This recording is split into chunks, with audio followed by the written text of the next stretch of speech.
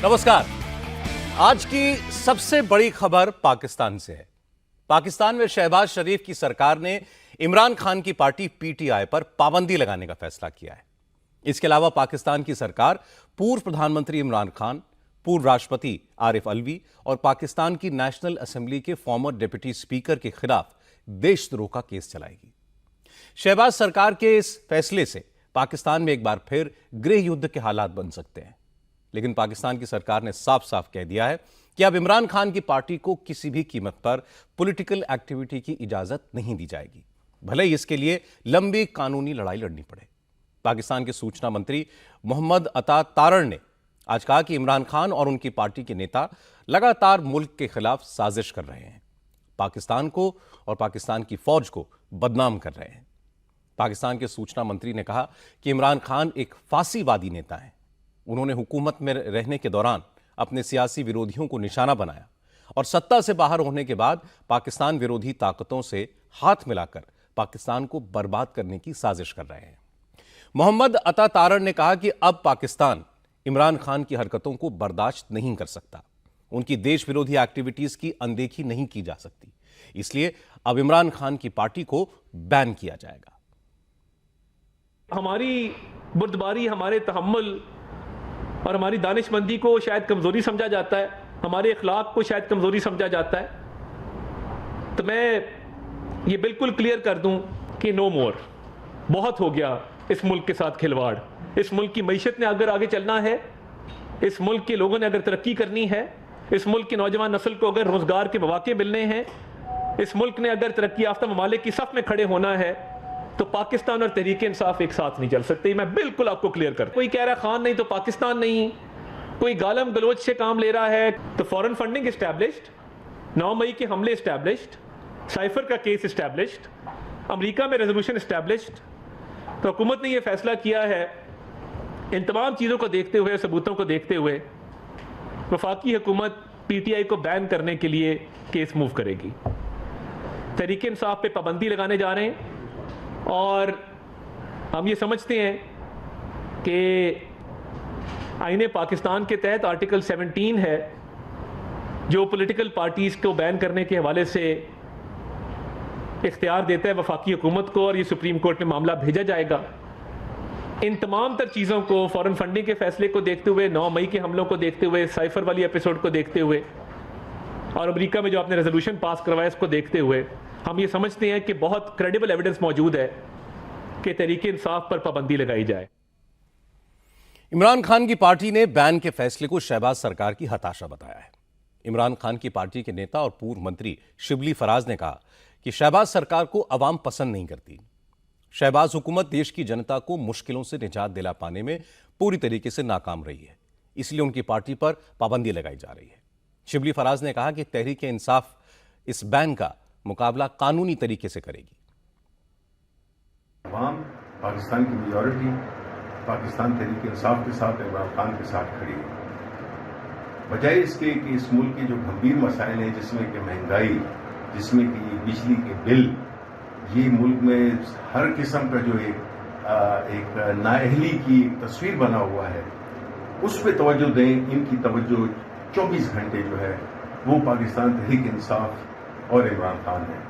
देखें, मुल्क इस वक्त गलत लोगों के हाथ में है। ये नाअहल हैं, ये लोग, उनको समझ ही नहीं है कि मुल्क कैसे चलाए जाते हैं, मुल्क को कैसे इकट्ठा रखा जाता है, अवाम की किस तरह खिदमत होती है। ये तो बिल्कुल इस वक्त एक ऐसा टोला है जिसको कि ना कोई अकल है, ना उसमें कुछ फहम है, ना उसमें कुछ संजीदगी है, ना उसमें कोई बुर्दबारी है। इमरान खान जो कि इस मुल्क का सबसे पॉपुलर लीडर है, तो उस पर ये पाबंदी लगाएगी। ये कोशिश भी करके देख लें तो ये एक किस्म का मजाक है और ये मुल्क को मजीद इंतशार में ले जाने की कोशिश कर रहे हैं। इमरान खान पिछले 1 साल से जेल में हैं। 2 साल पहले जब उनकी सरकार गिरी थी, उसके बाद ही वो दूसरी पार्टियों और पाकिस्तानी फौज के खिलाफ मोर्चा खोले हुए हैं। पिछले साल 9 मई को इमरान खान की गिरफ्तारी के बाद उनके समर्थकों ने पाकिस्तान की आर्मी, एयरफोर्स और खुफिया एजेंसी ISI के हेडक्वार्टर को निशाना बनाया था, हमले किए थे, तोड़फोड़ की थी। उसके बाद से पाकिस्तान तहरीक इंसाफ के नेताओं और कार्यकर्ताओं के खिलाफ कानूनी शिकंजा कसता जा रहा है। लेकिन सरकार के सामने मुश्किल यह है कि पाकिस्तान की अदालतें इमरान खान को फेवर कर रही हैं, उनको हर मामले में बरी कर रही हैं। 8 फरवरी को पाकिस्तान में हुए आम चुनाव से पहले इमरान खान की पार्टी का सिंबल फ्रीज कर दिया गया था। फिर भी तहरीक-ए-इंसाफ को सबसे ज्यादा सीटें मिली। पाकिस्तान की संसद में किसी भी पार्टी की जीती हुई सीटों के अनुपात में ही महिलाओं और माइनॉरिटीज के लिए रिजर्व सीट दी जाती है। पाकिस्तान के चुनाव आयोग ने बिना सिंबल के जीतने वाले इमरान समर्थक नेताओं को तहरीक-ए-इंसाफ पार्टी के नेता मानने से इनकार कर दिया था और उनकी पार्टी को रिजर्व सीटों में से एक भी नहीं दी थी। लेकिन पिछले हफ्ते पाकिस्तान के सुप्रीम कोर्ट ने माना कि तहरीक-ए-इंसाफ के पास सिंबल भले ना हो, लेकिन वो एक सियासी पार्टी है और रिजर्व सीटों पर उसका हक है। सुप्रीम कोर्ट के इसी फैसले के बाद शहबाज शरीफ की सरकार ने इमरान खान की पार्टी को बैन करने और उनके खिलाफ देशद्रोह का केस चलाने का फैसला किया है। शहबाज सरकार सुप्रीम कोर्ट के फैसले के खिलाफ भी अपील करेगी। पाकिस्तान के इंफॉर्मेशन मिनिस्टर मोहम्मद अता तारड़ ने कहा कि इमरान खान को जिस तरह अदालतों से बार बार राहत मिल रही है, उनके गुनाहों को अनदेखा किया जा रहा है, इसकी वजह से पाकिस्तान का अस्तित्व ही खतरे में पड़ गया है, क्योंकि इमरान खान और उनकी पार्टी के सपोर्टर्स पाकिस्तान को कमजोर बनाने की साजिश में लगे हुए हैं और पाकिस्तान इमरान खान को रास्ते से हटाए बगैर आगे नहीं बढ़ सकता। पिछले चंद दिनों से मुल्क के अंदर एक हैजानी कैफियत पैदा करने की कोशिश की जा रही है और पूरी कौम ने एक फिल्म का ट्रेलर चलाया जा रहा है 7 खून माफ़ के नाम से, कि स्याह करें सफ़ेद करें, मुल्क के खिलाफ साजिश करें, मुल्क को तोड़ने की साजिश करें, बैरून मुल्क लॉबी करें, लॉबिंग फर्म्स हायर करें, पाकिस्तान के खिलाफ करारदादें मंजूर करवाएं, साइफर का ड्रामा रचाएं, फॉरेन पॉलिसी को नुकसान पहुंचाएं, 9 मई के हमले करें, IMF के हवाले से मामलात को पेचीदा करके मुल्क को डिफ़ॉल्ट करने की कोशिश करें। आपको पूछने वाला कोई नहीं। ये एक तासुर दिया जा रहा है इस मुल्क के अंदर कि जो भी हो वो पार्टी इलेक्शन कराएं ना कराएं, वो इद्दत का केस हो, वो जो मर्जी हो, 190 मिलियन पाउंड का केस हो, तो तासुर ये है कि अनटचेबल है जी, इनको हाथ कोई नहीं लगा सकता। ये बदतरीन फाशिस्ट हुक्मरान था बानी चेयरमैन PTI, बदतरीन फाशिस्ट हुक्मरान। माओ बहनों को जेलों में डालने की रिवायत इसने डाली।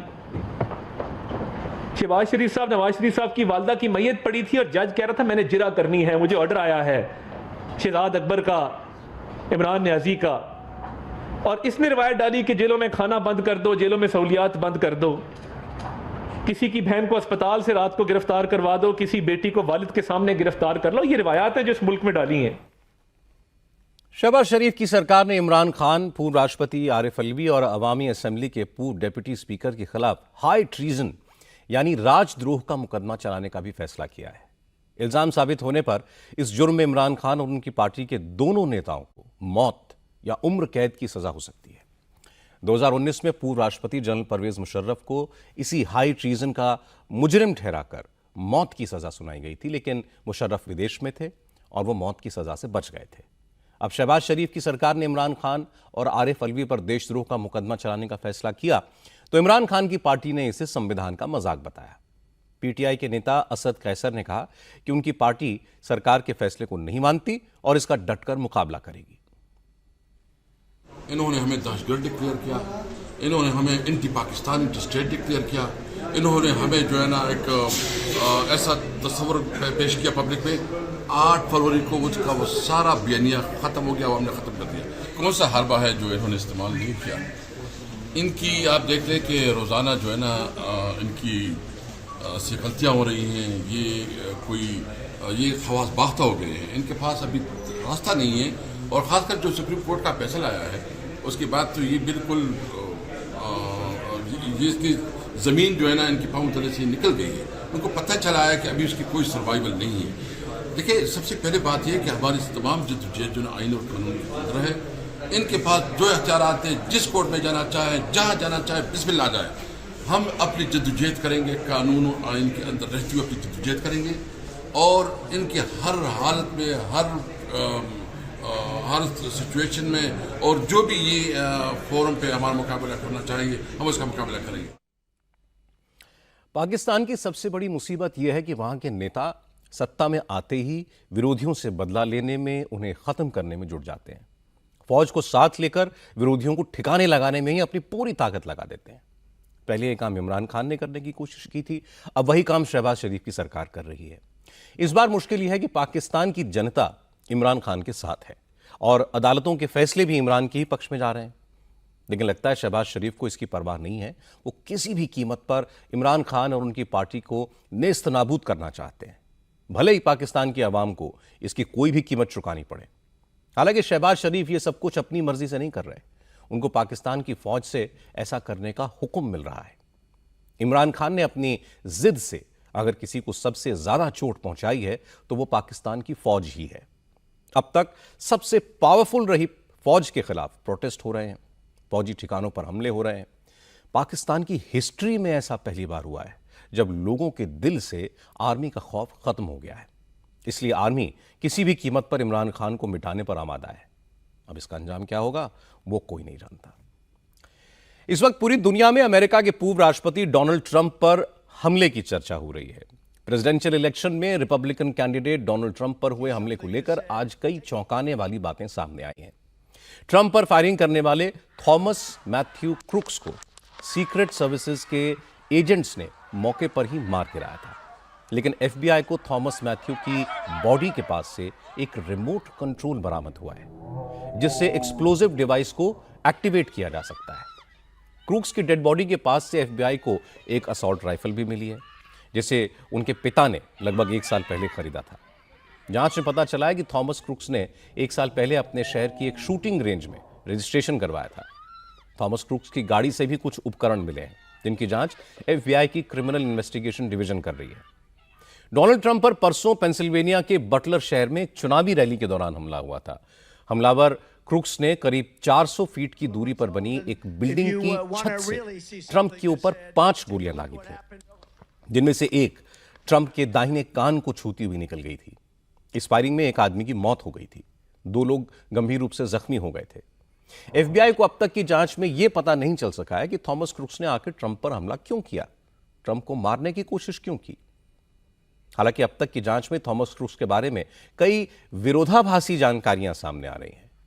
जब थॉमस क्रूक्स 17 साल का था तो उसने प्रेसिडेंट जो बाइडेन की पार्टी के लिए काम करने वाले एक ग्रुप को $15 की डोनेशन दी थी। जब वो 18 साल का हुआ तो हमलावर क्रूक्स ने अपना रजिस्ट्रेशन डोनाल्ड ट्रंप की रिपब्लिकन पार्टी के सपोर्टर के तौर पर कराया था। एफबीआई के executive assistant director Robert Wells ने कहा कि जांच एजेंसी ट्रंप पर हमले की जांच हत्या की साजिश के एंगल के साथ साथ घरेलू आतंकवाद के एंगल से भी कर रही है। We are investigating this as an assassination attempt, but also looking at it as a potential domestic terrorism act. So our counterterrorism division and our criminal divisions are working jointly together to determine the motive in this case. जब sniper ने Trump पर गोली चलाने वाले Thomas crooks को मार गिराया तो वहां कोई पहचान पत्र नहीं था, आईडी नहीं था। इसलिए जांचकर्ताओं ने डीएनए और फेशियल रिकॉग्निशन तकनीक की मदद से उसकी शिनाख्त की। क्रूक्स पेंसिल्वेनिया के बेथल पार्क कस्बे का रहने वाला था। यह कस्बा उस जगह से लगभग 70 किलोमीटर दूर है जहां ट्रंप के ऊपर हमला हुआ। हमलावर क्रूक्स 2022 में बेथल पार्क हाई स्कूल से पास हुआ था। अमेरिका के एक लोकल न्यूज़पेपर के मुताबिक क्रूक्स को मैथ्स और साइंस में अच्छे नंबर लाने के लिए $500 का इनाम भी मिला था। क्रूक्स ने अपने घर से थोड़ी दूर पर एक स्थानीय नर्सिंग होम में किचन में काम किया था। थॉमस क्रूक्स पिछले 1 साल से हमलावर ये एक शूटिंग क्लब का मेंबर था। हालांकि जब वो स्कूल में पढ़ रहा था तो स्कूल के राइफल क्लब में शामिल होने के टेस्ट में ये फेल हो गया था। हाई स्कूल में क्रूक्स के साथ पढ़ाई करने वाले एक एक्स स्टूडेंट ने बताया कि क्रूक्स का निशाना सही नहीं था। उसने बताया कि स्कूल में थॉमस क्रूक्स अजीबोगरीब कपड़े पहनकर आता था, उसका मजाक बनाया जाता था और लोग अक्सर उसे डराते धमकाते रहते थे। मेरी उससे बहुत थोड़ी बातचीत थी। हम स्कूल में मिले थे। उसको अक्सर दूसरे बच्चे धमकाते रहते थे। वो लंच अकेले बैठकर करता था, वो अकेले ही बैठा होता था और आपको पता चल जाता था कि उसकी किसी से दोस्ती नहीं थी। आपको तो पता ही है कि आजकल के बच्चे कैसे होते हैं, तो हमको पता है कि ऐसा कोई होता है तो बाकी बच्चे उसे तंग करते हैं, उनको मजा आता है। वो ऐसा ही था सच में। ये तो बड़े अफसोस की बात है। जब देखो तब उसकी हंसी उड़ाई जाती थी। मुझे लगता है कि वो जैसे कपड़े पहनकर आता था तो लोग मजाक बनाते थे। लोग कहते थे कि वो शिकार के कपड़े पहनकर स्कूल क्यों आ जाता है।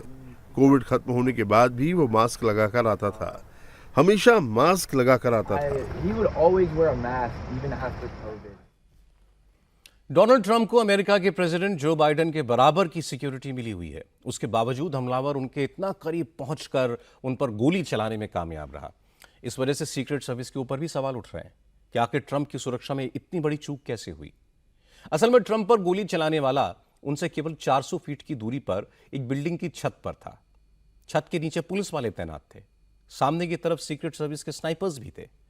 जब हमलावर थॉमस मैथ्यू क्रूक्स रेंगते हुए बिल्डिंग पर चढ़ रहा था तो रैली में आए कुछ लोगों ने उसे राइफल के साथ देख लिया था और वो बार बार पुलिस वालों से इशारा कर रहे थे कि ऊपर कोई है, लेकिन पुलिस वाले उनके इशारे समझ नहीं पाए।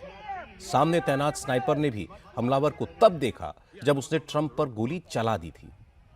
खुशकिस्मती से ट्रंप बच गए और इसके बाद स्नाइपर ने हमलावर को मार गिराया। ट्रंप पर हमले के बाद से उनके समर्थक बहुत गुस्से में हैं। उनकी नाराजगी प्रेसिडेंट जो बाइडेन और उनकी डेमोक्रेटिक पार्टी से है। हमले के बाद से अमेरिका के कई शहरों में ट्रंप समर्थकों ने प्रोटेस्ट मार्च निकाले, ट्रंप के लिए डोनेशन देने का ऐलान किया। कई समर्थक हमले के बाद की ट्रंप की तस्वीर वाले कपड़े पहनकर घर से निकले। जब हमले के बाद डोनाल्ड ट्रंप न्यू जर्सी में अपने घर पहुंचे तो वहां भी बहुत से सपोर्टर्स पूरी रात इकट्ठा रहे। ट्रंप समर्थकों का आरोप है कि डेमोक्रेटिक पार्टी एक बार फिर से ट्रंप को राष्ट्रपति बनने से रोकना चाहती है और इसके लिए वो किसी भी हद तक जा सकती है। हाँ, हम जश्न मना रहे हैं कि वो बच गए। बिल्कुल, वो बच गए। वो एक गोली से बच गए। बिल्कुल ऐसे बच गए वो। अगर वो हिले नहीं होते तो बस 1 मिलीमीटर का फासला था, गोली उनको लग जाती। वो उनके निशाने पर थे। तो आप ही बताइए कि वो किस पर निशाना लगा रहे थे। हमको पता है कि वो हमसे चुनाव चुराना चाहते हैं। वो ट्रंप से छुटकारा पाने के लिए किसी भी हद तक जा सकते हैं। हम सबको पता है। हम सब देख रहे हैं कि क्या हो रहा है और अब हम ये बर्दाश्त नहीं करेंगे। हमारे रहते ऐसा नहीं हो पाएगा। आज से रिपब्लिकन पार्टी का नेशनल कन्वेंशन शुरू हो रहा है। उससे पहले रिपब्लिकन पार्टी के नेताओं ने डोनाल्ड ट्रंप पर हमले को लेकर प्रेसिडेंट जो बाइडेन पर हमले तेज कर दिए हैं। अमेरिकी संसद के निचले सदन हाउस ऑफ रिप्रेजेंटेटिव्स के स्पीकर माइक जॉनसन ने इशारों में ट्रंप पर हमले के लिए प्रेसिडेंट जो बाइडेन को जिम्मेदार ठहराया। माइक जॉनसन ने कहा कि बाइडेन ऐसे बयान देते रहे हैं जिसकी वजह से बहुत से लोग ट्रंप को विलन मान बैठे हैं। ऐसा नहीं होना चाहिए।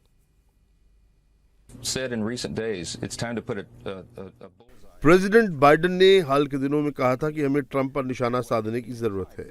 जाहिर है कि उनके कहने का वो मतलब नहीं था जो अब निकाला जा रहा है, लेकिन ऐसी भाषा चाहे कोई भी बोले उसका विरोध होना चाहिए और हमें ये साफ करना होगा कि हमारी लोकतांत्रिक व्यवस्था में जोरदार बहस हो सकती है, लेकिन बात इसके आगे नहीं बढ़नी चाहिए।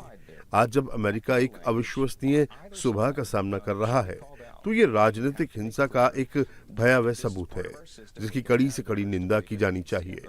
जाहिर है हम एक समाज के तौर पर इस तरह आगे नहीं बढ़ सकते। हमारी दुआएं ट्रंप के साथ हैं।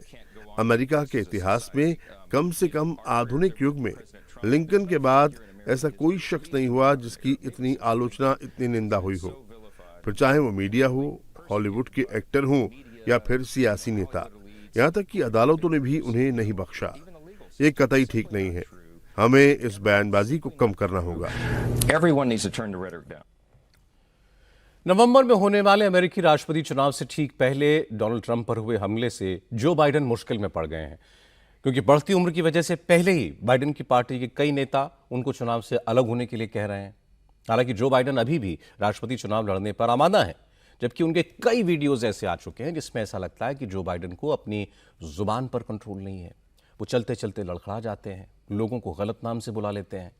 इस बीच ट्रंप पर हमले के बाद उनको सिंपैथी वोट मिलने का भी अंदेशा है। इस वजह से बाइडेन पर प्रेशर और बढ़ गया है। हालांकि जैसे ही ट्रंप पर गोली चलने की खबर मिली तो जो बाइडेन ने अपने सारे प्रोग्राम रद्द कर दिए। उन्होंने राष्ट्र के नाम संदेश दिया, ट्रंप से फोन पर बात की, उनका हालचाल लिया। इसके बाद अफसरों के साथ मीटिंग करके उन्होंने पूरे मामले की जांच पर अपडेट लिया। व्हाइट हाउस में मीटिंग के बाद जो बाइडेन ने कहा कि अमेरिकी सियासत में हिंसा के लिए कोई जगह नहीं है और वो देश को एकजुट करने के लिए काम करेंगे।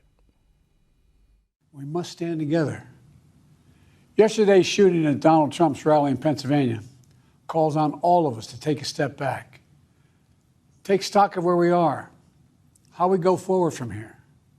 Thankfully, former Trump is not seriously injured. I spoke with him last night. I'm grateful. He's doing well. Earlier today, I spoke about an ongoing investigation. We do not know the motive of the shooter yet. We don't know his opinions or affiliations. We don't know whether he had help or support or if he communicated with anyone else. Violence has never been the answer. Whether it's with members of Congress of both parties being targeted and shot, or a violent mob attacking the Capitol on January 6th, or a brutal attack on the spouse of former Speaker of the House, Nancy Pelosi. You know, the political record in this country has gotten very heated. It's time to cool it down. We all have a responsibility to do that. Yes, we have deeply felt strong disagreements. The stakes in this election are enormously high. I've said it many times that the choice in this election we make in this election is going to shape the future of America and the world for decades to come. इस बीच कल के हमले के बाद Donald Trump आज Wisconsin state के Milwaukee शहर पहुंच गए। आज से वहां रिपब्लिकन पार्टी की नेशनल कन्वेंशन शुरू होने जा रहा है। इस सम्मेलन में डोनाल्ड ट्रंप को औपचारिक रूप से रिपब्लिकन पार्टी का प्रेसिडेंशियल कैंडिडेट घोषित किया जाएगा। हमले के बाद से ट्रंप की सिक्योरिटी और बढ़ा दी गई है। वो आज सुबह जब मिलवॉकी के एयरपोर्ट पहुंचे तो वहां अमेरिकी एयरफोर्स के जवानों ने ट्रंप को सल्यूट किया। इसके बाद भारी सुरक्षा के बीच ट्रंप अपने काफिले के साथ एयरपोर्ट से रिपब्लिकन पार्टी की कन्वेंशन के लिए रवाना हो गए। आज रात को ट्रंप को रिपब्लिकन पार्टी का ऑफिशियल कैंडिडेट घोषित कर दिया जाना है। इसके लिए कन्वेंशन सेंटर और उसके आसपास सुरक्षा के कड़े बंदोबस्त किए गए हैं। सीक्रेट सर्विस के एजेंट, FBI की टीम, स्टेट पुलिस और फायर डिपार्टमेंट के जवान भी कन्वेंशन सेंटर पर तैनात हैं। अमेरिकी सरकार ने रिपब्लिकन कन्वेंशन को नेशनल स्पेशल सिक्योरिटी इवेंट की कैटेगरी में रखा है, जहां पर सुरक्षा की ग्रेडिंग के हिसाब से सबसे सख्त बंदोबस्त किए गए हैं। मुझे पता है कि शनिवार को पेंसिल्वेनिया के बटलर में ट्रंप की रैली के दौरान जो कुछ हुआ उसके बाद लोगों के मन में कई तरह के सवाल हैं। मैं आपको ये बताना चाहता हूं कि हमने रिपब्लिकन पार्टी के सम्मेलन को नेशनल स्पेशल सिक्योरिटी इवेंट का दर्जा दिया है। इस तरह के किसी भी बड़े सम्मेलन को फेडरल गवर्नमेंट जो दर्जा देती है उसमें ये सबसे ऊंचा है। तो मुझे पूरा विश्वास है कि हमने ऐसी घटना के लिए सुरक्षा के जो इंतजाम किए हैं वो पर्याप्त हैं। हम पिछले 18 महीने से secret service, FBI, Milwaukee police विभाग, मिलवॉकी के फायर डिपार्टमेंट और कानून व्यवस्था की दूसरी एजेंसियों के साथ लगातार काम कर रहे हैं। हमारे बीच ये सहयोग न सिर्फ मिलवॉकी में बल्कि पूरे राज्य में चल रहा है, पूरे देश में चल रहा है और वो सब यहाँ भी आ रहे हैं ताकि इस सम्मेलन को सभी भागीदारों के लिए महफूज बना सके। हमले में ट्रंप बाल बाल बचे, लेकिन अब वो दुगने उत्साह से दोबारा कैंपेन में जुट गए हैं। प्रेसिडेंट जो बाइडेन की मुश्किल इस हमले के बाद और बढ़ गई है। उनके एडमिनिस्ट्रेशन पर सवाल हैं। सबसे ज्यादा सवालों के घेरे में सीक्रेट सर्विसेज है। सीक्रेट सर्विस के एजेंट प्रेसिडेंट और फॉर्मर प्रेसिडेंट की सुरक्षा करते हैं। इसे दुनिया की इलीट एजेंसी माना जाता है। लेकिन इस हमले के बाद अब ये पूछा जा रहा है कि फॉर्मर प्रेसिडेंट के इतना करीब एक हमलावर हथियारों के साथ कैसे पहुंच गया। हमला करने वाला एक इमारत की छत पर राइफल के साथ बैठा हुआ था और सीक्रेट सर्विस के एजेंट्स को इसकी भनक तक नहीं लगी, जबकि आसपास के इलाके को प्रोग्राम से पहले सैनिटाइज किया गया था। इतनी बड़ी सिक्योरिटी लैप्स कैसे हुआ, इसका जवाब देना व्हाइट हाउस के लिए चुनौती भरा होगा। और जितनी बाइडेन की मुश्किलें बढ़ेंगी उतना ही ट्रंप को सियासी फायदा होगा। नवंबर में राष्ट्रपति का चुनाव है, उससे पहले इस अटैक ने ट्रंप के लिए ट्रंप कार्ड का काम किया है। अब रुख करते हैं देश की खबरों का। आज उत्तर प्रदेश के deputy chief minister Keshav Prasad Maurya के बयान ने यूपी की सियासत में गर्मी पैदा कर दी। केशव प्रसाद मौर्य ने कहा कि वो सबके सामने साफ साफ कहना चाहते हैं कि संगठन हमेशा सरकार से बड़ा होता है, संगठन पहले, सरकार बाद में। हालांकि इस बयान में कुछ नया नहीं है, कुछ गलत नहीं है। बीजेपी के तमाम नेता कई मौकों पर यही बात कहते रहते हैं। लेकिन चूंकि कल लखनऊ में यूपी बीजेपी की कार्य समिति की बैठक हुई थी और इस मीटिंग में लोकसभा चुनाव में पार्टी के खराब प्रदर्शन पर मंथन हुआ था।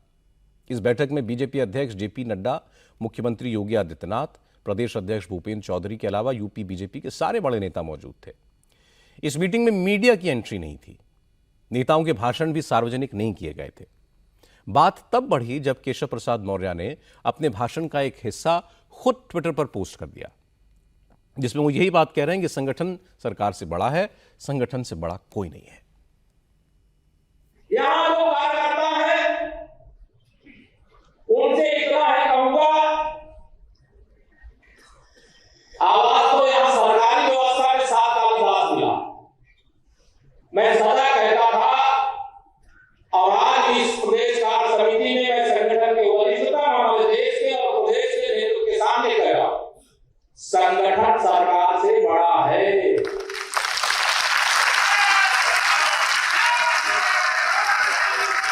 संगठन से बड़ा कोई नहीं होता है।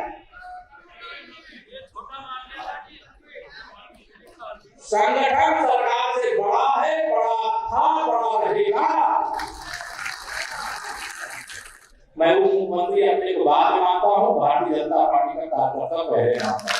और सबसे जो भी किसी जिम्मेदारी में बैठे, चाहे वो उप मुख्यमंत्री के नाते, चाहे मंत्री के नाते, चाहे विधायक सांसद के नाते, सबसे जो जनप्रतिनिधि है उनसे यही अपेक्षा है। हम पहले कार्यकर्ता कुछ बनते क्या नहीं,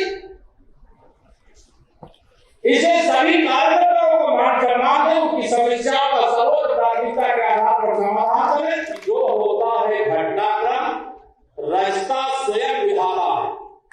आज लगे जो दंड वही कर पुरस्कार बन जाता है। केशव प्रसाद मौर्य ने जो कहा वो साधारण सी बात थी, लेकिन इसके कई मतलब निकाले गए। हालांकि कार्य समिति की मीटिंग में चीफ मिनिस्टर योगी आदित्यनाथ भी मौजूद थे। केशव प्रसाद मौर्य ने योगी के सामने ही अपनी बात कही, लेकिन योगी ने इसका कोई जवाब नहीं दिया। योगी ने लोकसभा चुनाव में पार्टी के खराब प्रदर्शन की अलग वजह बताई।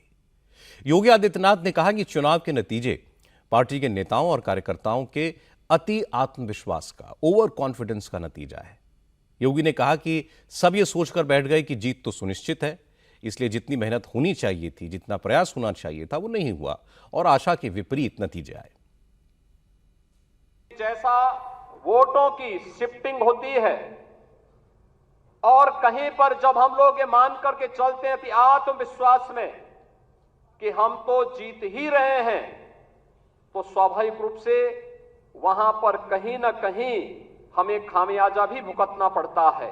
और वह अति आत्मविश्वास कहीं ना कहीं हम लोगों को जहां चोट पहुंचाने में, उस विश्वास पर खरा उतरने में, उन अपेक्षाओं पर खरा उतरने में, जहां कहीं ना कहीं उस विश्वास पर कहीं ना कहीं चोट पहुंची, वहीं साथ ही साथ जिस विपक्ष ने चुनाव के पहले हिम्मत हार करके बैठ गया था, वो आज फिर से उछल कूद करने का कार्य कर रहा है। भारतीय जनता पार्टी के कार्यकर्ता को किसी भी स्थिति में बैकफुट पर आने की आवश्यकता नहीं है। कोई कारण नहीं 10 की 10 उपचुनाव फिर से भारतीय जनता पार्टी अपने पक्ष में करने में सफल हो, लेकिन इसके लिए आज से जुड़ना पड़ेगा। और जो लोग उछल कूद करने का कुत्सित प्रयास कर रहे हैं, मुझे लगता है इनको दोबारा उछल कूद करने का अवसर ही नहीं मिल पाएगा। बड़ी बात यह है कि आज ही उत्तर प्रदेश में बीजेपी की सहयोगी निषाद पार्टी ने भी सरकारी अफसरों पर उंगली उठा दी। योगी सरकार में मंत्री संजय निषाद ने कहा कि कुछ अफसर अंदर से साइकिल, हाथी और पंजे वाले हैं, जो कमल का चोंगा पहनकर बैठे हैं। उन्हीं अफसरों ने कई इलाकों में बीजेपी के खिलाफ काम किया, इसलिए लोकसभा चुनाव में प्रदर्शन अच्छा नहीं रहा। सरकार पार्टी बनाती है, अब पार्टी को कार्यकर्ता खड़ा बड़ा करता है और पार्टी की नीतियों को जमीन पर कार्यकर्ता पहुंचाता है, तो संगठन बड़ा होता है और संगठन का हमेशा सम्मान होता रहता है, आगे है। लेकिन कुछ 2-4% अधिकारियों की वजह से, क्योंकि 95% अधिकारी तो ठीक है, अगर नहीं होते तो उत्तर प्रदेश सर्वोत्तम प्रदेश कैसे बनता है आज के दिन में है। लेकिन वही कहते हैं ना, एक मछली की वजह से तालाब है। तमाम ऐसे कुछ अधिकारी हैं कि अंदर से हाथी, साइकिल, पंजा है और ऊपर से कमल। हम तो पहले से कह रहे हैं, बुलडोजर गरीबों पर चलाने का नुकसान है, नहीं होना चाहिए। और अधिकारी लोग रजिस्ट्री कर रहे हैं, बेच रहे हैं, कहाँ शासन प्रशासन था। और आज उतने दूर है तो उसके लिए दूसरी व्यवस्था होनी चाहिए कि किसी को उजाड़ दिया जाएगा तब सब। तो एक माहौल एक तो ऐसे खराब है, दूसरा अधिकारी और माहौल खराब कर रहे हैं। इसके बाद समाजवादी पार्टी और कांग्रेस को भी बोलने का मौका मिला। उत्तर प्रदेश कांग्रेस के अध्यक्ष अजय राय ने कहा कि अब तो बीजेपी और उसके सहयोगी दलों के नेता भी योगी की लीडरशिप पर सवाल उठा रहे हैं। अजय राय ने कहा कि बीजेपी लोकसभा चुनाव में अति आत्मविश्वास की वजह से नहीं, आपसी कलह की वजह से हारी। इनके डिप्टी सीएम ने कहा कि कार्यकर्ताओं की नहीं सुनी जा रही और मैं भी दर्द में हूं। डिप्टी सीएम कह रहे हैं कि मैं भी दर्द में हूं। जो सत्ता में बैठे लोग हैं, आप समझ सकते हैं कि कितना दर्द इनके अंदर भरा हुआ है। उसी दर्द का परिणाम लोकसभा का जो रिजल्ट आया है उसी का परिणाम है। आत्मविश्वास का नहीं है। आपस में जो झगड़े चल रहे हैं, आपस में जो लड़ाइयां चल रही हैं, उसी का परिणाम लोकसभा का चुनाव परिणाम आया है कि बुरी तरीके से ये साफ हुए और आगे जो बचे हैं वो साफ हो जाएंगे। यह बात सही है कि इस बार लोकसभा के चुनाव में बीजेपी को अपेक्षित सफलता नहीं मिली, इसलिए योगी को घेरने की कोशिश हो रही है। लेकिन बीजेपी के नेता जानते हैं कि यूपी में 2017, 2019, 2022 तमाम चुनाव में पार्टी ने ऐतिहासिक सफलता योगी आदित्यनाथ की लीडरशिप में ही हासिल की। केशव प्रसाद मौर्य ने जो बात कही वो संगठन के लोगों में जोश भरने के लिए थी या योगी पर निशाना था, ये तो वही बता सकते हैं। लेकिन इससे समाजवादी पार्टी और कांग्रेस को मौका मिला और उन्होंने योगी की तरफ बंदूकें तान दी। हालांकि इसी तरह का एक बयान आज बीजेपी के विधान परिषद के सदस्य देवेंद्र सिंह ने भी दिया। गोरखपुर के बीजेपी एमएलसी देवेंद्र प्रताप सिंह ने भी लोकसभा चुनाव में बीजेपी की हार के लिए अफसरों को जिम्मेदार ठहराया। देवेंद्र प्रताप सिंह ने चीफ मिनिस्टर को चिट्ठी लिखकर प्राइमरी टीचर्स के लिए बायोमेट्रिक अटेंडेंस का आदेश तुरंत वापस लेने की मांग की। उन्होंने कहा कि अफसरों ने मनमाने ढंग से यह फैसला लिया है, यह बीजेपी के खिलाफ जनता में गुस्सा पैदा करने की साजिश है। अपमानित करने के उद्देश्य से, उन्हें नाराज करने के उद्देश्य से एक फैसला लिया अफसरों ने कि इनकी डिजिटल अटेंडेंस होगी। हम सरकार के मुख्य सचिव से पूछना चाहते हैं कि यह नियम क्या किसी और विभाग में लागू हुआ है? सरकार को नीति और नियम बनाते समय समरूपता का ख्याल रखना चाहिए और संवाद करना चाहिए, विचार विमर्श करना चाहिए। जिनके बारे में आप निर्णय लेने जा रहे हैं उनसे तो अवश्य विचार विमर्श करना चाहिए। ऐसा न करके अफसरों ने एक तरफा नियम बना दिया। जिनका बलिदान, जिनका सहयोग, जिनकी कर्तव्य निष्ठा से लोकतंत्र मजबूत हो रहा है, उनको आप अपमानित करके सरकार के खिलाफ खड़ा कर दिए। प्रदेश की नौकरशाही सरकार के खिलाफ साजिश में लिप्त है। जिन नौकरशाहों ने ये अव्यवहारिक नियम बनाया है, वे सभी लोग सरकार के खिलाफ साजिश में लिप्त हैं। इतनी सारी उपलब्धियों के बावजूद क्यों हम लोकसभा 2024 हार गए? अपेक्षित परिणाम क्यों नहीं मिला? नौकरशाही अराजकता की सीमा तक चली गई है। असल में यूपी के प्राइमरी सरकारी स्कूलों में ऑनलाइन अटेंडेंस को कंपलसरी किया गया है। इसके खिलाफ प्राइमरी टीचर्स प्रोटेस्ट कर रहे हैं। आज लखनऊ में डीजी हेडक्वार्टर्स के सामने सरकारी टीचर्स ने प्रदर्शन भी किया। उनका कहना है कि सरकार का यह रवैया तानाशाही है। बिना ग्राउंड वर्क किए डिजिटल अटेंडेंस को लागू किया गया है, ये ठीक नहीं है। हमारा विरोध करने की ये वजह है कि ऑनलाइन जो अटेंडेंस ली जा रही है ये एक प्राइवेट प्रेरणा ऐप के माध्यम से ली जा रही है, जबकि किसी भी सरकारी विभाग में अपना बायोमेट्रिक अटेंडेंस ली जाती है। और इस ऐप में इतनी खामियां हैं कि जब से लागू हुआ तब से ये चल ही नहीं पा रहा सुचारू रूप से। इसमें टीचरों का शोषण के अलावा कुछ नहीं है। हमारी समस्याएं, हमारा ये है कि हमारी जो मूलभूत बुनियादी समस्याएं हैं उनको हल किया जाए। हमें टाइम से आने और जाने से कोई समस्या नहीं है, डिजिटल अटेंडेंस से भी कोई समस्या नहीं है। हमारी इस व्यवस्था से कोई विरोध नहीं है। हमारा विरोध है उनकी मानसिकता से कि वो हमारे साथ संवाद करके हमारी समस्याओं को हल नहीं करना चाहते। हम डिजिटलाइजेशन और आधुनिकता का शिक्षक कभी विरोध कर ही नहीं सकता है, क्योंकि अगर वो इसका विरोध किया तो वो पिछड़ जाएगा और नए युवा को क्या सिखाएगा।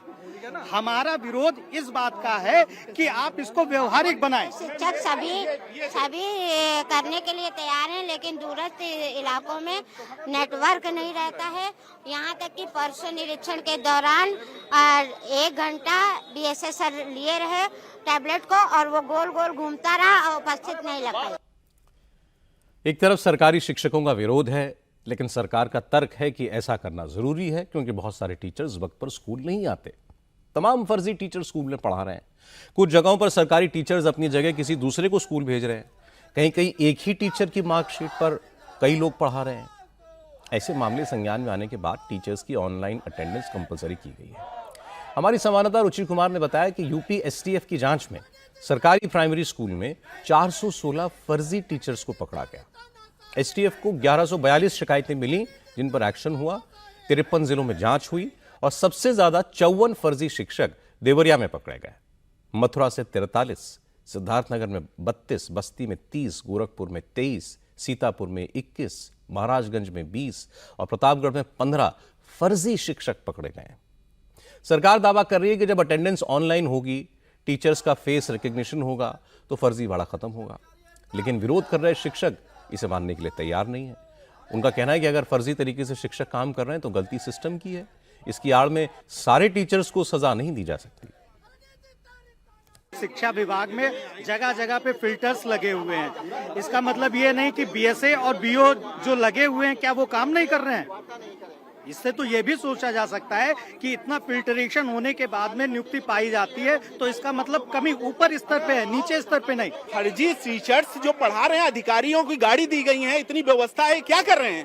वो उन्हीं का गोलमोल है। कभी कोई फर्जी टीचर बिना अधिकारियों के सहमत से कभी नहीं कर सकता। किसी की ताकत है फर्जी टीचर बढ़ा दे? ये भ्रष्ट अधिकारियों की भ्रष्टाचार की ये सब एक मिले हुए हैं। आपके पास एक सिस्टम है ना, पूरा सिस्टम है, उस सिस्टम को लगाइए। जो नहीं जा रहा उसके ऊपर कार्रवाई करिए। मैं उसकी पसंद नहीं हूँ, लेकिन आप अनावश्यक लोगों को परेशान करेंगे, गड़बड़ है ना। आपके पास सिस्टम है, बीएसए है, ये बीएसए, ये पीआरसी, ये पीछे एक लंबा चैनल है। वो चैनल क्या कर रहा है? फिर क्यों आपने रखा है उसको? सवाल ये है इस बात का। हम पसीदार हैं जाने को और अब जा भी रहे हैं, लेकिन ये शोषण और ये तानाशाही प्रवृत्ति ठीक नहीं। एजुकेशन सिस्टम में किस तरह धांधली हुई है उसके कई एग्जाम्पल्स एसटीएफ की जांच में सामने आए। सिद्धार्थनगर और बस्ती में 2 ऐसे टीचर पकड़े गए जो आजमगढ़ में पढ़ा रहे 2 टीचर्स के नाम और उनकी मार्कशीट पर नौकरी कर रहे थे। इंटरेस्टिंग बात यह है कि इन टीचर्स को खुद ये बात नहीं मालूम थी कि उनके नाम पर इस किस्म का फर्जीवाड़ा हो रहा है। एसटीएफ ने जो फर्जी शिक्षक पकड़े हैं उसमें 123 ऐसे टीचर हैं जो किसी दूसरे शख्स की मार्कशीट पर नौकरी कर रहे हैं। 250 ऐसे हैं जो फर्जी मार्कशीट पर सरकारी नौकरी कर रहे थे। फर्जी मृतक आश्रित के तौर पर 1, फर्जी ट्रांसफर ऑर्डर पर 3 टीचर नौकरी करते पकड़े गए। 6 टीचर ऐसे भी थे जिन्होंने अपनी डेट ऑफ बर्थ में कुछ हेरफेर कर रखा था। कुछ ने फर्जी डोमिसाइल और नकली जाति प्रमाण पत्र लगाकर नौकरी पाई। सरकार ने ऐसी घटनाओं को रोकने के लिए ऑनलाइन अटेंडेंस मैंडेटरी की है। माध्यमिक शिक्षकों पर यह व्यवस्था पहले से लागू है। सरकार ने बायोमेट्रिक अटेंडेंस का फैसला इसलिए किया ताकि टीचर्स वक्त पर स्कूल आए। जिस अध्यापक की नियुक्ति की गई है वही पढ़ाए, जिस सब्जेक्ट का टीचर है वही बच्चों की क्लास ले। इसमें गलत क्या है? लेकिन इसका भी विरोध हो रहा है और वोट के चक्कर में नेता प्रोटेस्ट करने वाले टीचर्स को सपोर्ट कर रहे हैं। यह सबसे दुखद बात है। अब खबर उत्तराखंड से। उत्तराखंड के मुख्यमंत्री पुष्कर सिंह धामी एक विवाद में फंस गए। दरअसल दिल्ली के बुराड़ी में बाबा केदार का एक मंदिर बनाया जा रहा है। मंदिर उसी तर्ज पर बनाया जा रहा है जैसा मंदिर उत्तराखंड में है। मंदिर का शिलान्यास उत्तराखंड के मुख्यमंत्री पुष्कर सिंह धामी ने किया था, लेकिन दिल्ली में बन रहे इस मंदिर का केदार घाटी में जमकर विरोध हो रहा है।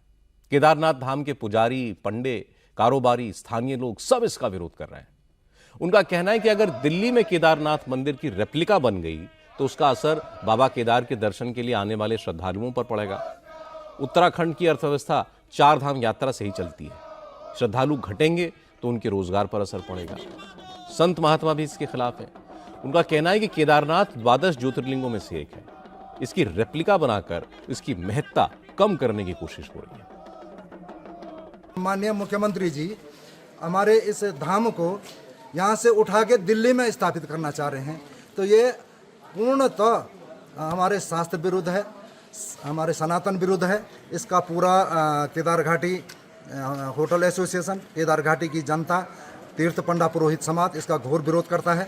माननीय मुख्यमंत्री जी को यहाँ की जो अव्यवस्थाएं हैं उन पे ध्यान देना चाहिए, न कि इस तरह के धर्म विरोध कार्य करने चाहिए। ये अनादिकाल से स्थित ये दिव्य मंदिर है और इसकी महत्ता और इसकी अखंडता हमेशा इसी तरह से बनी रहे। जो दिव्य स्थान है, उसका किसी तरह से भी धार्मिकता को इसकी खराब न करें और यहाँ की महत्ता को बना के रखें। ज्योतिर्मठ के शंकराचार्य स्वामी अभिमुक्तेश्वरानंद ने दिल्ली में केदारनाथ मंदिर बनाने को धर्म विरोधी करार दिया है। स्वामी अभिमुक्तेश्वरानंद आज मुंबई में थे। उन्होंने उद्धव ठाकरे के घर मातोश्री जाकर पूजा पाठ करवाया।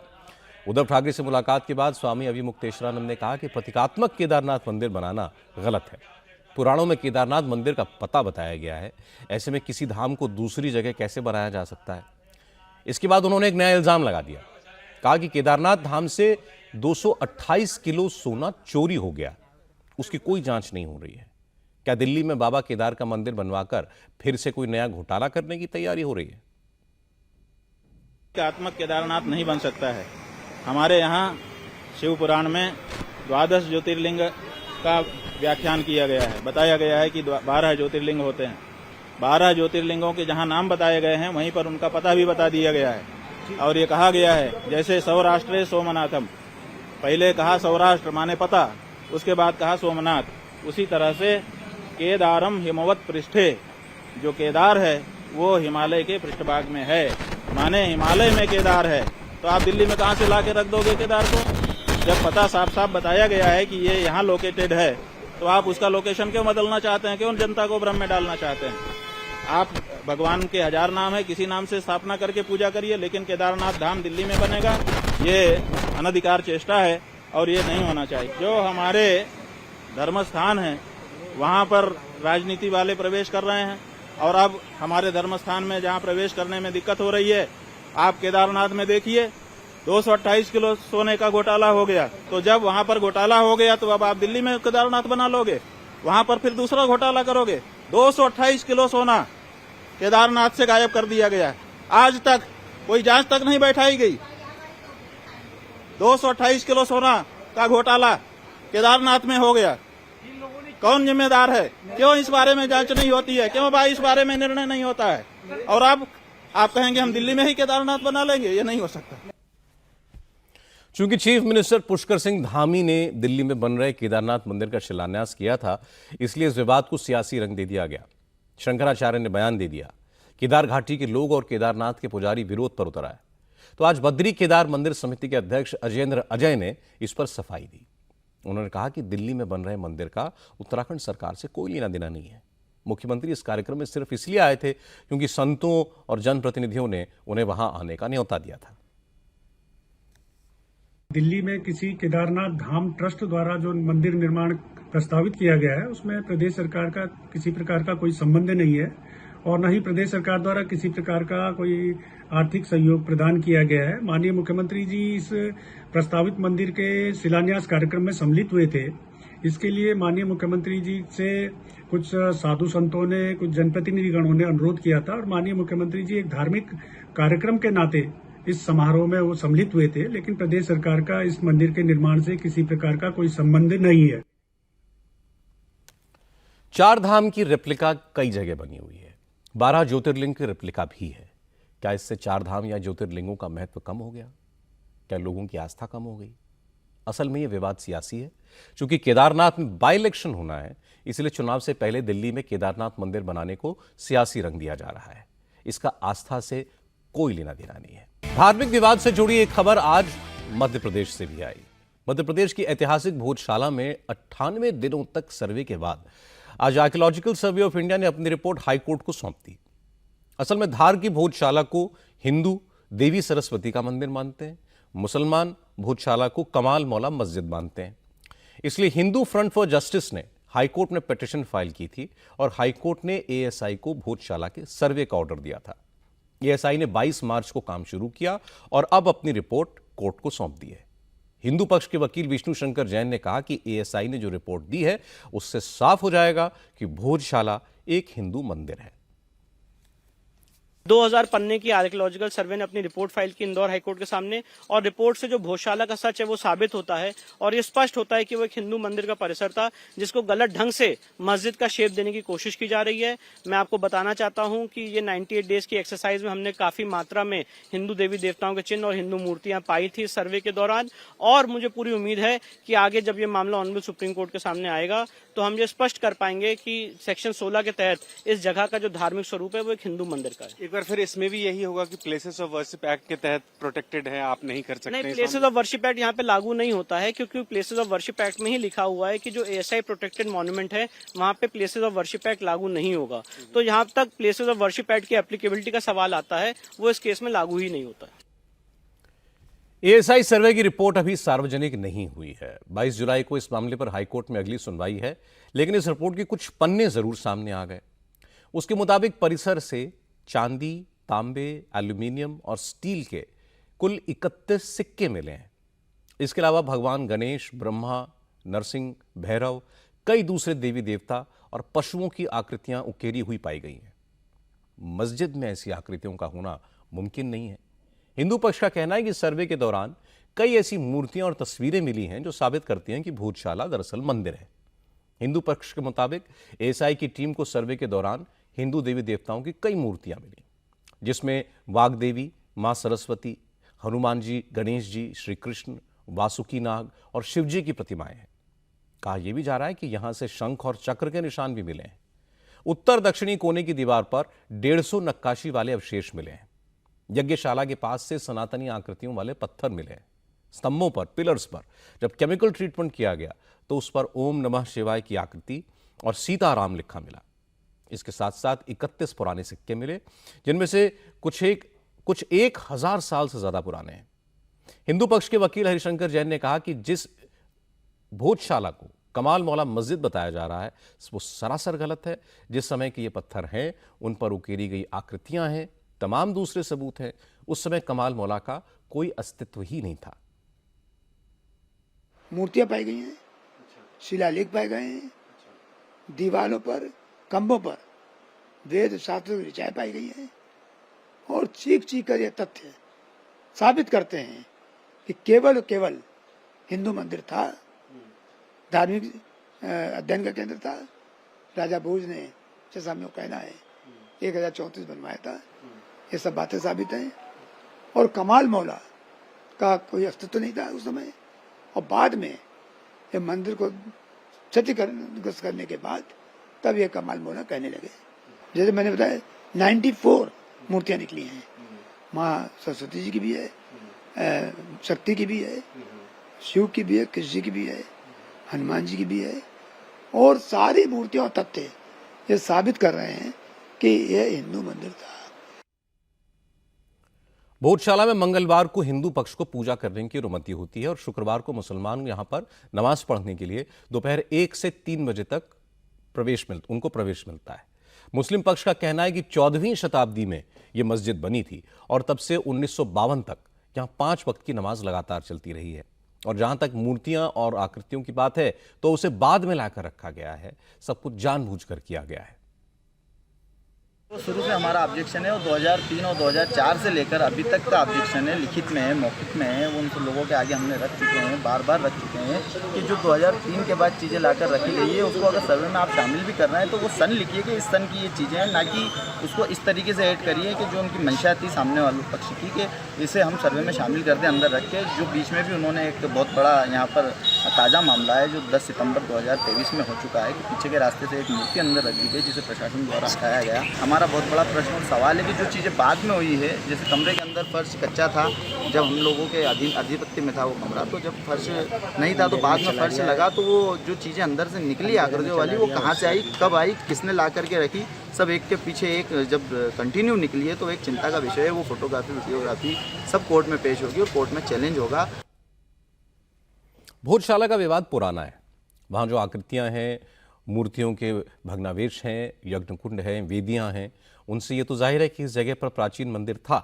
लेकिन चूंकि अब वहाँ पर नमाज भी पढ़ी जाती है और मुस्लिम पक्ष इसे मस्जिद कहता है, फैसला कोर्ट में ही होगा और कोर्ट सबूतों के आधार पर फैसला करेगा। अदालत के फैसले का इंतजार करना चाहिए। जगन्नाथपुरी में आज बाहुड़ा यात्रा संपन्न हो गई। भगवान जगन्नाथ आज अपने भाई बलभद्र और बहन सुभद्रा के साथ गुंडिया मंदिर से जगन्नाथ मंदिर लौट आए। मान्यता है कि हर साल ज्येष्ठ महीने की पूर्णिमा पर भगवान जगन्नाथ को स्नान करवाया जाता है, जिसके बाद वो बीमार हो जाते हैं और 15 दिनों तक बीमार रहते हैं। इस दौरान भगवान किसी को दर्शन नहीं देते। 15 दिन के बाद जब वो ठीक हो जाते हैं तो उसी खुशी में रथ यात्रा निकाली जाती है। भगवान जगन्नाथ अपने भाई बलभद्र और बहन सुभद्रा के साथ अलग अलग रथ पर सवार होकर अपनी मौसी के घर जाते हैं। गुंडीचा मंदिर को भगवान जगन्नाथ की मौसी का घर माना जाता है। मान्यता ये है कि मौसी के घर पर भगवान जगन्नाथ 1 हफ्ते तक आराम करते हैं। यहाँ उनकी सेवा होती है, तरह तरह के पकवान खिलाए जाते हैं और इसके बाद वो मौसी के घर से लौटते हैं, जिसे बाहुड़ा यात्रा कहते हैं। आज इसी बाहुड़ा यात्रा के दौरान देश भर के लाखों श्रद्धालु शामिल हैं। बाहुड़ा यात्रा शुरू होने से पहले पूरे विधि विधान के साथ भगवान जगन्नाथ और उनके भाई बहन के रथ की पूजा हुई। पुरी के राजा गजपति महाराज दिव्य सिंह देव ने परंपरा के अनुसार तीनों रथों के आगे झाड़ू लगाया। इसके बाद रथ को खींचने का काम शुरू हुआ और जय जगन्नाथ के जय घोष के साथ तीनों रथ शाम को मुख्य मंदिर पहुंच गए। भगवान जगन्नाथ का रथ खींचने के लिए 20 लाख से ज्यादा भक्तों के साथ बीजेपी के सांसद संबित पात्रा और देश के शिक्षा मंत्री धर्मेंद्र प्रधान समेत तमाम बड़े नेता पहुंचे हुए थे। आज से अगले 3 दिनों तक जगन्नाथपुरी में उत्सव होगा। आज की रात भगवान श्री मंदिर के सामने रथ पर विराजमान रहेंगे। 17 जुलाई को सुनावेशा की रस्म निभाई जाएगी, जिसमें भगवान को नई स्वर्ण पोशाक पहनाई जाएगी और फिर मुख्य मंदिर में विराजमान कराया जाएगा। एक दिन पहले ही पुरी के जगन्नाथ मंदिर का रत्न भंडार खोला गया था। भगवान जगन्नाथ का यह खजाना पिछले 46 साल से बंद था। कल दोपहर 1:30 बजे के करीब 11 लोगों की मौजूदगी में रत्न भंडार के ताले तोड़े गए। रत्न भंडार के बाहरी चेंबर में जो सोना, चांदी और आभूषण रखे थे, उसे मंदिर के स्ट्रांग रूम में शिफ्ट कर दिया गया, लेकिन अंदर वाले चेंबर में रखा खजाना अभी कहीं नहीं शिफ्ट किया गया है। इस काम के लिए राज्य सरकार ने जो कमेटी बनाई है, उसके मुताबिक सुनावेशा की रस्म पूरी होने के बाद रत्न भंडार के अंदर वाले चेंबर में रखे खजाने को की डिजिटल लिस्टिंग की जाएगी, वजन को जांचा परखा जाएगा, फिर उसे स्ट्रांग रूम में रखा जाएगा।